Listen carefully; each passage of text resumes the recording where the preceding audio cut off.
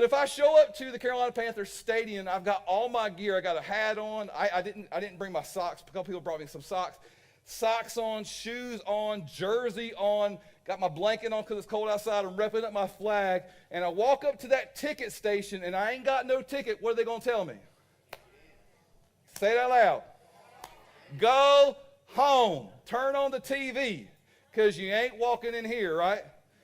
Here's the thing. I can be the biggest fan of something, but if I don't have access, if I don't have the correct verification to allow me to the place I want to go, I just ain't getting in. And so this is what I want to talk about when we talk about this idea of heaven today. The question that we got was, can I be married in heaven? I want to expand that a little bit more. And so here's the questions I want to ask around this idea is when heaven, talking about heaven, what happens after I die? It's a question. What is heaven going to be like? There's another question. What does the Bible say about hell? I think that's a very important question. What will we look like when we go to heaven?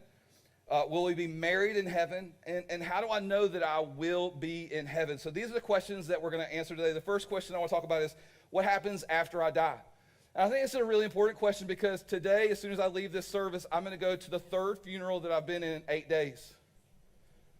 And so when you sit in funerals or whether you preach funerals, here's what I know. A lot of you guys, when you pass away, you're going to ask me to bury you.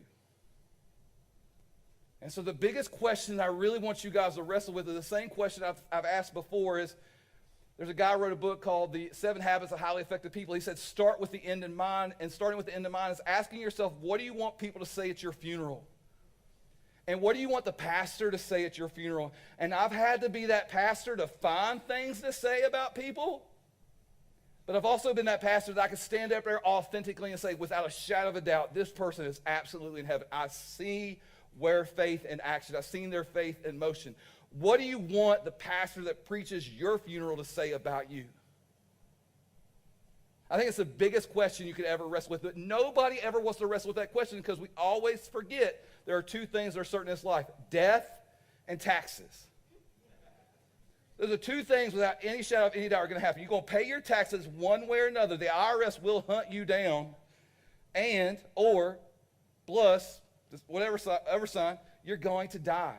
We are all going to die. But what does the Bible tell us about when we die? Number 1, Jesus tells us on the cross, he says this as he's getting ready to take his last breath. This comes out of Luke chapter 23, verse 46. Father, into your hands I commit my spirit. That the body separates, the spirit separates from the body, and we will cease to have this physical body here, this earthly body, and then we will go be with God. 1 Corinthians chapter 5, verse 8 says this, to be away from the physical body is to be present with the Lord. So what happens when you die?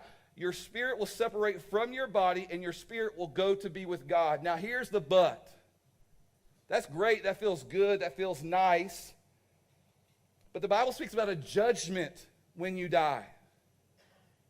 And that's not what you came to church to hear about. Nobody likes to be judged, but that's a reality that we need to press into. The Bible speaks about 2 judgments.